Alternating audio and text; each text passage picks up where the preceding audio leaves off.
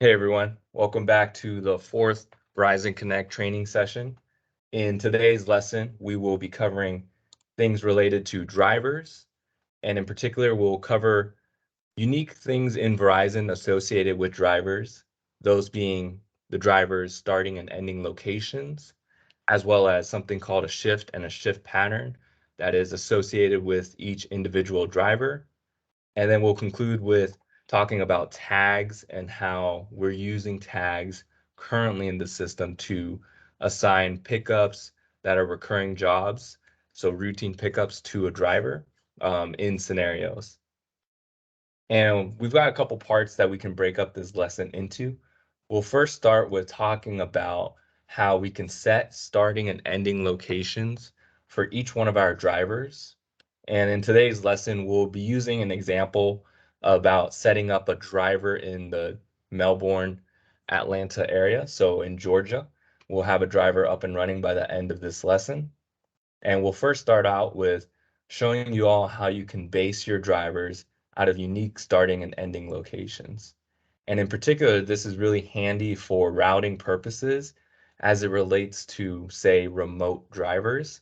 So based on these remote drivers, we can have them starting and ending their day perhaps at their home or at a meetup stop. And that's some flexibility in terms of routing that we haven't had yet with our current system. So we'll cover that first. Some of it will be a recap of our previous video about adding markers because we will need to add the markers through scenarios, which we showed in the previous video. And once we have put those markers in, and those markers are representing the starting and ending locations of the drivers, we'll show you how you can then assign those locations to your drivers. And then we'll then go into talking about vehicles. We'll show you how you can name your vehicle just to make it a little easier for your couriers to select their associated vehicles within the work plan application. And then on top of that, the third portion of the lesson will be talking about shift and shift patterns. And in particular, we'll explain two different types of shifts for you all. We'll cover something called a fixed shift and a variable shift. And we'll stress the importance of using something called an anchor date in order to make sure that your shifts are matching up in the correct way and that as a result, your couriers are working on their proper days. And at the end of the video, we will cover driver tags and we'll show you guys how you can make those tags, how you can assign them to the drivers. And in subsequent videos, you'll see how tags are used to create routes in scenarios, as well as to help identify where stops should be going to. So those are the four big lessons that we'll be covering today. And we'll start off with first is showing you all how you can access the drivers in your territory. And there's two ways we can do this.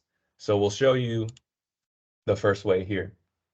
So I'm back in Verizon, and one of the ways that you can find out and look up your specific driver is underneath the main page here. We can go and navigate to the portion called drivers. And what this does is it will bring up all of the drivers in the system currently. And so you can see here we've got our list of drivers. We've got the vehicles tagged to them and associated with them. We've got the starting and ending location for each driver. And throughout this video, you'll see us populate this data. And you'll first see in the example we have that this data is blank for our current driver. Now within the drivers panel here, you'll see that we have the state. And so we can always sort by the state if we need to in order to clump things up together. Now, the downside of using this drivers panel is that it will show all the drivers in all the territories. But let's say you're just concerned about your specific territory, or perhaps you're a director and you want to just highlight the drivers in the regions underneath you. Another way you can access this driver's information panel is through something we call a hierarchy. So again, we'll navigate to the left side of the panel and we'll scroll all the way down and we'll locate task. And underneath task, we can click into something called a hierarchy. which will bring up this page. And within this page, this is how we're separating out all of the territories within our coverage. And as you can see here, when we click down into the folders, they're going to open up layers of these regions within us. And within this set here, you'll see that these are the directors. And once we open up these teams a little bit more, you'll see the regions underneath that director. So again, we're kind of filtering down and we're going within subfolders in order to find particular couriers. So if I open up all the way down into NorCal Management, I see a folder for NorCal Couriers. And when I click into that folder, I can see up here that I have my drivers selected. So now this is kind of another way where you can get to that same exact view as this, but the plus side is it's now filtered to your specific region of focus. So right now we're looking at only the drivers that fall under Northern California. Likewise, if I click into vehicles, I can locate the vehicles that are tied with Northern California. So again, two ways we can identify and find our drivers. We can go into the drivers panel here. We can search up our driver if we want to. Or if we want to just look at the drivers within our territory, we can go to hierarchies underneath task, open up the layers of folders to identify the region we're interested in working on. Again, today we're going to be working with Florida and Georgia. So if I open up on Alex's team and I head into the Florida, Georgia folder, you'll see here we've got 3 sets of vehicles that we're going to edit today and that we're going to assign to our drivers. And when we head into the drivers folder here, we've got the 3 drivers in Georgia that we're first going to start working with. So that's just how you can navigate in Verizon to find your drivers. Now what we're going to do first is we're going to show you how we can create base markers for a driver, and we'll clarify what that means in particular. But in this example for today, we're going to add GA6, GA06, Garcia to Verizon, and we're going to, using this sheet, we're going to assign him the vehicle with this license plate. We're going to create a shift for him that starts at 1:30 p.m. and ends at 8:30, and that takes place Monday through Friday. And if we scroll all the way over to the right here, you can see where this driver will be starting their day every day. He is starting, it looks like, from his home here, and he is ending his day and his route at a FedEx here. So we'll show you how we can start adding that first.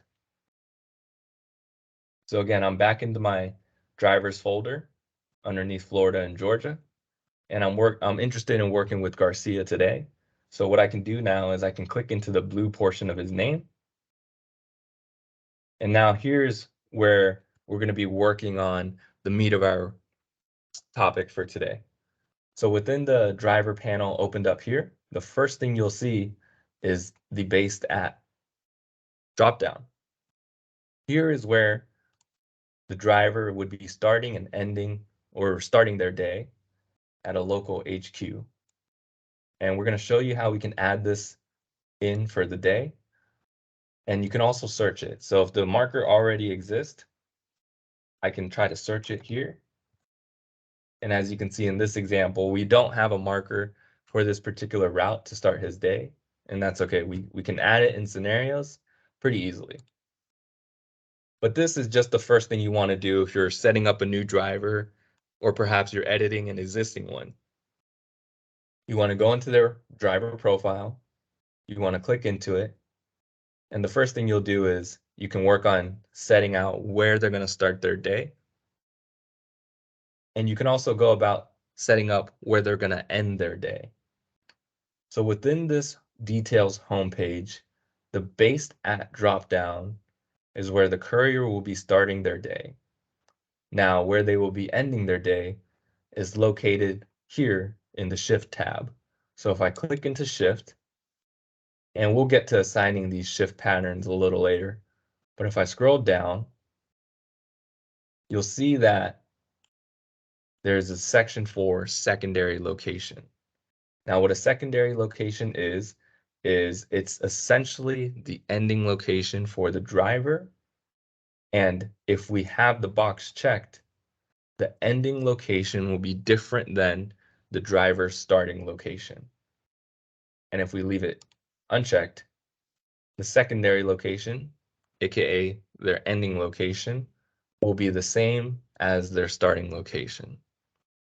But as we talked about in this example, and for this particular driver, this driver will be starting his day from his home, and he'll be ending his day at the local FedEx. So that means for us, we will be using a secondary location, so we'll want to have that box checked. That secondary location, again, is going to be separate and different from his starting location, which is here in the details panel.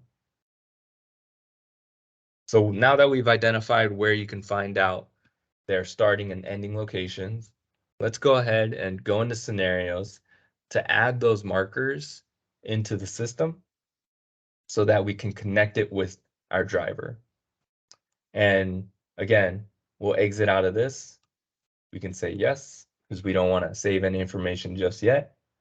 And like in our last video, we can now go into scenarios and work on creating some markers. So when I open up a scenario, I want to create a new one, and I want to connect to Verizon. And again, just a best practice for us is if we're looking to create markers or recurring jobs in scenarios, we like to pick a date in the far future. So we're making sure we're not affecting anything that may be in dispatch. We're going to sort our territory to the correct location. Melbourne and Atlanta is where we're working on today. And we're going to create our scenario. Now, the first thing you'll see here is the jobs panel. But what we're looking to do is we're looking to add a marker. And in particular, we're looking to add the starting and ending location for Garcia, who is covering GA06. So I'll click into markers. And you see we have one marker here. That's the Melbourne Processing Lab. And we want to add another one. So I'll click on the Create Marker button. And I want to make sure I set my marker ID to an account number or something that's very distinguishable for me to remember. In this example, because this is the starting location for GA06, that is what we can name this marker ID, GA06 HQ. Because it's his headquarters, that's where he's going to be basing his day off of. And for the marker name, we can go ahead and type in the same marker ID, followed by an underscore, and we can have a little bit more of a descriptive name here now, and we can say start location. Now we can search up the address, which is the courier's home, located at 887 Windcroft Circle. And it may take a couple characters in order for Verizon to populate an address for us. And there we go. That matches. We've got the address correct, and the latitude and longitude was spit out for us. If we want to, we can add some notes, and we can say GA06 starting location or route. And we'll go ahead and save that. Now we've got the starting location for the driver, but because this driver ends at a different location, he ends at the FedEx, we'll make sure we need to add that in as well. So again, we'll go through the same steps, and he's going to be ending at a FedEx. So that will be the marker ID here. And it looks like we already have that existing. So in this example, we've already imported that data, and we know we don't need to add this marker. So we can go ahead and close out of this. And what we can then do now is we will publish this scenario, which will bring this new marker into our markers UI. So again, in order to do that, we can go to sync, and we'll publish this scenario, which will bring in the new marker we've added. You see we've got the verification here, and now we can exit out of our scenario. Now let's just go ahead and double check our work. And we're not quite done yet because when we add the marker in scenarios, those markers come in defaulted as customers. But in order to set a starting and ending location, those starting and ending locations for drivers all have to be HQs. So we've got to change the category. So I'll go into markers. I'll go ahead and make sure I'm in Melbourne and Atlanta, and we can start searching up what we've added. So GA06, we did add the HQ starting location. And as you can see here, this is what I meant by when we add a marker in scenarios, they all come in populated as a customer. But this isn't an account that the driver will be picking up at. This is his HQ. And so we can set that by using the actions button here and choosing set primary category. So when I click into there, I can choose the drop down, which lists all of the pickup types that we have for our system. Again, it was defaulted to customers. And in this case, we want it to be set as an HQ. So we'll save that. And now that's updating our marker. Likewise, we want to also make sure that our ending location here is also an HQ. And the reason for that is, as you'll see in another video, HQs have something called the vehicle safety check form built and embedded in their pickup type. So an HQ will have that type of form, the vehicle safety check form, whereas a customer will have a pickup form. So it just helps the couriers have the correct form when they're starting and ending their day if we're setting it to an HQ. Again, that will be in another video down the line where we're kind of looking more closely at the driver side of Verizon. So I'm back here, I'm in FedEx, and I need to set my primary category to an HQ, which will allow my driver to get the vehicle safety check form. And there we go. It's been updated to an HQ. We've got our ending location and we've got our starting location. So now what we can do, we can go back and work with our driver and add those markers. So again, I can either search up the driver in the driver's panel here, or I can work with the driver in my hierarchy. I like the simplified view, so I can stay here in the hierarchy and I'll click into Garcia. And now here in the base stat dropdown, we can go ahead and search for our HQ that we just added. And there it is after we added it in the system and set it as an HQ. Now, when we add it here, we're letting Verizon know in terms of routing that Garcia will be starting his day always at this specific location. And again, we are not done yet because he ends his day at the FedEx. We'll go into shift. We'll make sure that secondary location is checked off. This means again that he's ending his day at a different spot right here. And that's exactly what that's specifying. And we'll go ahead and search for it. You see here, this is the FedEx that he's ending his day at. And we can save that.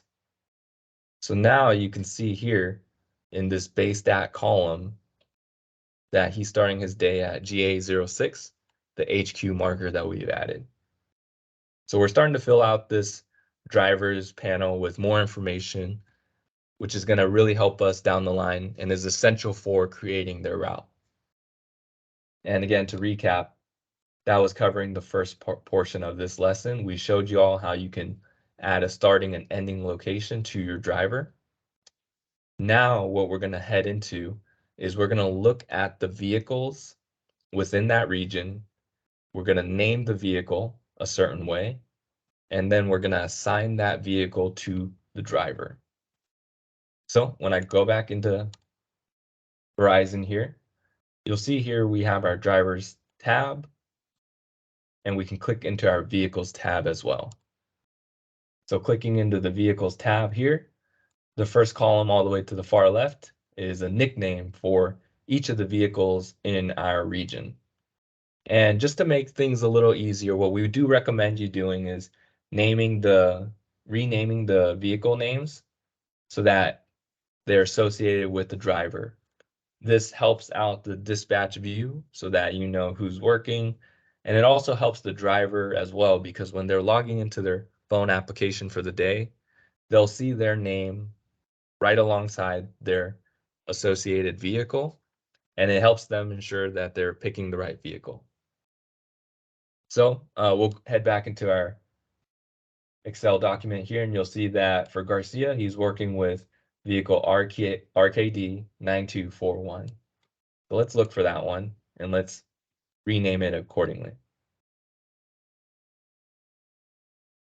So here, I'm not seeing that vehicle, so let's go ahead and go into the vehicles menu. So again, we showed you that you can access vehicles and drivers in hierarchies, but you can also access them through the main panel here underneath drivers. Likewise, there's also a separate vehicles menu. And when I click into vehicles, it brings down a list of vehicles for me, and I can search for the one that I'm interested in assigning. So in this example, I'm not seeing that when I'm searching it up. So there must be something going on with my particular vehicle, and we'll have to troubleshoot that. So let's hop back into the hierarchy here.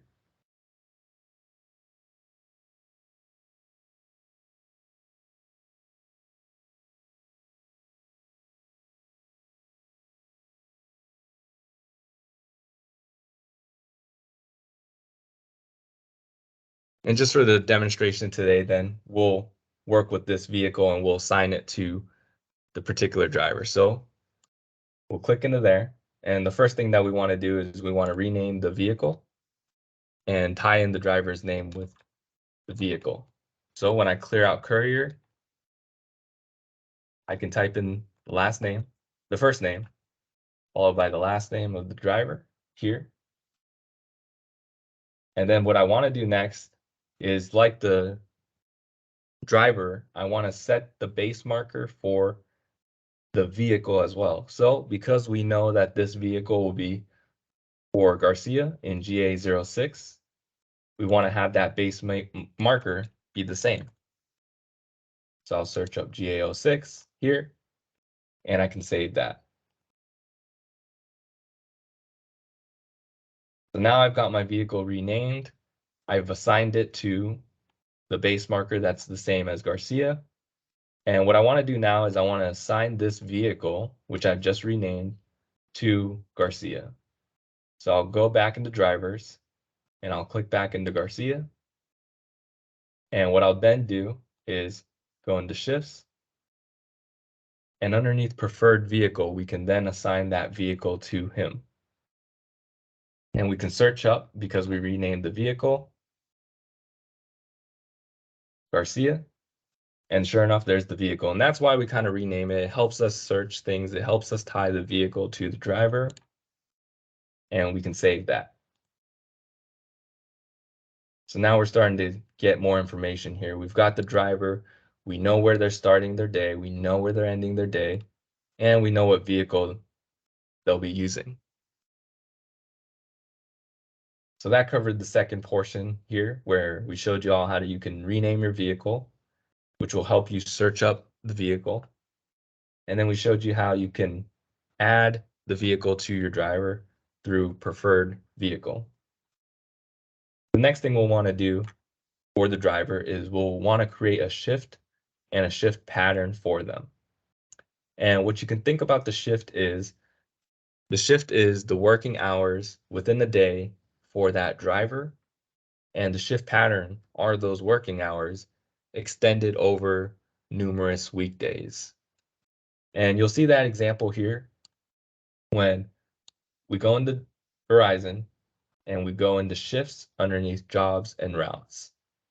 So I'll click into there. And the first thing that I want to do is I want to create my shift for this driver, and I want to name it in a particular way that helps me out. So you can see here we've got some routes up in Northern California where we have the shift named after the route name. And we also tie in the driver who is the main driver for that route. This is purely optional. You can do it if it helps you identify your driver for the day, or you can just simply have it like here in New Jersey, where the shift is named after the route. In the example today, we'll use the route number and the driver name as well. So I'll go into create, and I'll create a brand new shift here. So again, in the name, I'll go with the route number, followed by an underscore, and the first letter of the driver's name, followed by the complete last name. And now you'll see here underneath shift times, we have something called a fixed shift checked off. And earlier, we were talking about how there's two types of shifts within Verizon. There's something called a fixed shift and a variable shift. Now, a fixed shift means that if the courier is starting their day, if they're set to work, like in this example for Garcia, at 1:30 and they end their day at 8:30, a fixed shift means that Verizon will always route them to start their day at 1:30 on the dot, 1:30 exactly. Now, a variable shift, on the other hand, means that Verizon, based on the optimization software and based on the pickup windows within a courier's route, they're going to optimize the route and say that, hey, looking at the stops on this driver's route, based on these pickup windows, based on the geographical distance, based on traffic historical data, even though this courier, the earliest start time they can have is 1:30 p.m., based on the calculations that Verizon software is doing, they may say, hey, this courier can pick up all of the stops within the time window, so they'll not be early or late. And they can do so if they start their shift at, say, 2:30 p.m. So the variable shift is very powerful and effective for helping us identify when a courier needs to work a full 8-hour shift, or if their route could possibly be shortened and still satisfy all the pickups that are on their schedule. So again, a fixed shift means it's a hard start time. If we say that the courier will start at 1:30, Verizon will always route them to start at 1:30. But if we have variable shift, which would be if we had the fixed shift box unselected, the variable shift means that even though we suggest to Verizon that the earliest start time for this driver could be, say, 1:30 p.m., Verizon also has the capability to say, hey, based on the calculations and the optimization, this courier should actually start their day at 2:30. And so a variable shift helps the system identify areas where hours could be reduced or whatnot.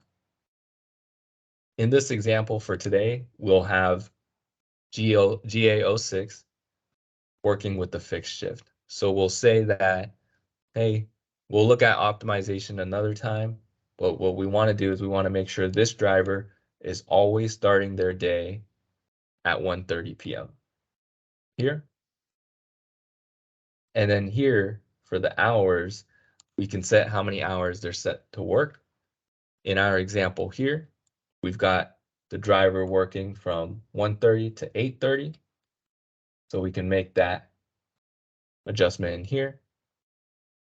8:30 would for us be, hey, we want them to work generally 7 hours, but we could also allot, some special leeway. Let's say there's more on calls for the day, or perhaps they may have to cover stops on another route. We can also have the maximum hours set to say something higher. And in this example, we'll leave it as 9 hours. So again, Garcia here is going to be working a fixed shift. That means they'll always be starting their day at 1:30. And what we'll do next is we can add a driver break. And this may vary based on your region, how many breaks are legally required, at what time span. But in this example, we'll show you how you can add a lunch break. So when I click in the add button, I can name this break whatever I'd like, and I'll name it lunch. And now we have the option of selecting when's the earliest time this lunch can be taken. And because this shift starts at 1:30, we would like something an hour or two after that. So I'll go ahead and go all the way down. And we'll say the earliest this driver can take their lunch is 2:30, and the latest that they can take their lunch, because they end at 8:30 normally, we'll say that that would be 6 p.m. And we'll give the driver the lunch break of half an hour, and now we'll save it.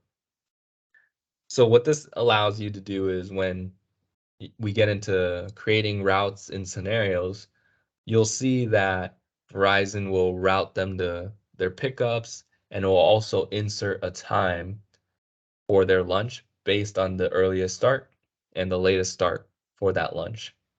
And Verizon will like to insert that lunch in the spot where pickup windows are still being accommodated and whatnot. So now that we've added our driver lunch break, that's pretty much it for shifts. So again, shifts they could be fixed or they can be variable, but all shifts are doing are setting the working hours for the courier. So we'll save that, but we're not quite done yet, because what we need to do now is we need to extend this shift across certain days of the week. And that can be done through a shift pattern. So again, I'll click into shift pattern, and the naming convention will be the same as the shift, and we'll create a new shift pattern for this particular route.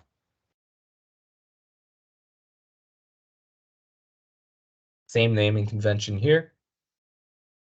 And the first thing that we'll do, and we'll refer back to our Excel sheet here, what we wanted to do and what we essentially did earlier was we set the working hours for the driver, but now we need to extend those working hours across Monday through Friday. So that's what we'll do here in this shift dropdown. So what we'll do is we know this driver is set to work Monday through Friday, and we can search for that shift we had created earlier. So within this dropdown, I can go ahead and search down and locate GA06 here. And now we've got that selected and we can add. So you see here on day one, we have the shift, which is GA06, same shift name, and it's starting to work, and the shift is set to work at 1:30 p.m. and that's on day one. And you'll see when we get to the anchor date next, what we can assign this day one to. Okay, but let's go ahead and add all of the working days. So we can click the add button again, and you can see on the next day that driver is also set to work at 1:30, and we'll repeat this 5 times because those are the days the driver are set to work. Now, this driver in particular works Monday through Friday and is off Saturday and Sunday. So what we'll want to do now is we'll click on this drop down and we'll click on the not working option here. And then we can add that for day 6 and day 7. Now, you're probably getting a sense of what these days mean. Now, for us and how we would like to train all of our staff, we would recommend setting day 1 to being Monday, with day 6 being Saturday, day 7 being Sunday. And you'll see how we can set that using an anchor date next. So you can think about it this way: day 1 through 5 are Monday through Friday, day 6 and 7 are Saturday and Sunday, and we'll save this. So that's great. What we just did was we created a shift for GA06, and we then created a shift pattern that extended that shift across several working days. And we also specified the days this particular route is not working. So now what we'll need to do is we'll need to assign these days to the days of the week. And we can do that by going back into our driver. So we can go into hierarchy again, and we can click on Garcia, who we're focusing on for today. And now that we've created the shift and the shift pattern, we're going to assign it to this driver. So when I go into shift, you can see that I don't have a shift pattern assigned. And now I can add the shift pattern. Now here's the key focus for this shift, and it's within the anchor date. So you'll see here that the anchor date is selectable, and what we want to do is that first pickup day. So if we go and exit out of here real quick, and we head back into shift pattern, this day 1 is what we're setting the anchor date to. And in our example, this day 1, we want to set it to Monday, because that's when the driver will be working first. So I'll go back into hierarchy, I'll click into driver, I'll head into shifts, and I've added GA06. Now this shift, the first working day is Monday. So we want to select an anchor date that falls on a Monday. So currently today is a Tuesday. We want to make sure that we have this set to Monday. And what you'll see then is that if I select Monday with the green dots, what they do is they symbolize the days the courier is working. And these, when there's no dots, that's when the courier is not working. So just by looking at the chart below here, you'll see that we've got green dots Monday through Friday and no dots Saturday and Sunday. So this works and this makes sense for us. And we know that we've set the shift pattern and we've anchored it to the correct days of the week. Now, what would happen if we had selected Tuesday? So you'll see here when I select Tuesday, it lets Verizon think that, hey, my anchor date, the first day this courier is working, that day 1 that we just showed you in the shift pattern, that day 1 is a Tuesday. So what that creates then is a different shift schedule. What it ends up doing is it assigns this driver to work Tuesday through Saturday. Again, if I were to select Wednesday, it shifts that day 1 and it sets that day 1 to be Wednesday. So now the courier is working Wednesday through Sunday. But that's not correct. And then the example we have is this courier actually works Monday through Friday and is off on Saturday and Sunday. So that's why we want to make sure our anchor date is set to that correct weekday, Monday. So now we've got our anchor date set correctly, and it's validated by these green circles. You can see that the courier is working Monday through Friday with the weekends off. So that's great. We've got his shift pattern assigned. We've got his vehicles assigned as well. And we've got his starting and ending location assigned correctly. And we will save that data.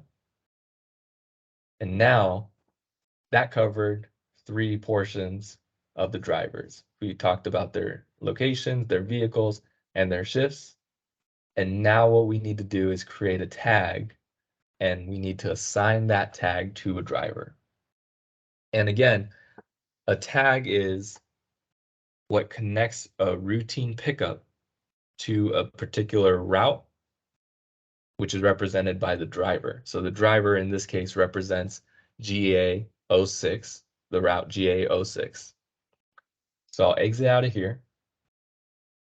And what I want to do in order to create my tag and assign it to the driver, I'll head back over to the left side of the panel here, and underneath task, I'll then go to something called tags. So when I click into tags, again, you can see a drop down of all the tags we currently have in the system. And the tags are representative of the route numbers. So if I were to search for GA06 in the filter, you'll see nothing is appearing. So that means I have to create a tag. And I can do so with that create button here. And again, the tag is representing the route number, GA06. So I'll save that and you see it populated within my tags table. So now what I want to do, I can go back to my driver. I can go into hierarchy here. I can click back into my driver and I can give that tag to the driver. So to the left side panel here, we worked with details, we worked with shifts. Now we can go into tags and we can search up the tag we just added. And we'll save that here. And you'll see this more in a video down the line when we're really diving deeper into scenarios and job assignments. But again, the tag represents the route number and it helps assign recurring jobs to a particular driver. And you'll see that in action in scenarios. So now we covered everything related to setting up your drivers. And what we'll do now is we'll do a brief recap and we'll talk about what we can expect to see in future trainings. So again, to access our drivers, we can do so through a variety of methods. We can go into the drivers menu. We can search our particular driver in the search bar. We could also locate the driver in hierarchies where through the selection of these different folders and subfolders, we can hone in on the particular territory we're interested in working with. And within the details panel here, we can select vehicles and drivers and even see other users in our territory, users such as dispatchers, couriers, team leads, and even supervisors. Within drivers themselves, we can choose to set where the drivers start and end their day. The starting location is going to be in the base stat dropdown. If their ending location is different from their starting location, that will be located in shifts, and it will be having a secondary location box checked off. And again, the starting and ending location is important because they are acting as our HQs, and within each HQ, there's a driver vehicle safety form that signifies the driver starting or ending their day. We'll see that in a more detailed video with the driver side of Verizon next. And then we also showed you how once we had set the starting and ending location for the driver, we can rename our vehicles and assign them to a driver. And then also we showed you how we can create shifts and shift patterns and assign those to drivers as well. And lastly, we covered how to create tags, and that tag should be representing the route numbers. And in the next video, you'll see how tags tie into recurring jobs to help us create routes. So that was a brief introductory lesson on topics related to drivers, vehicles, shifts, and tags. In the next video, we'll be covering more information about scenarios, and down the line, we'll have videos out on just how this all connects to the driver experience, and we'll show you how drivers are viewing their routes within the mobile platform. Thank you all for your time, and we'll see you in the next one.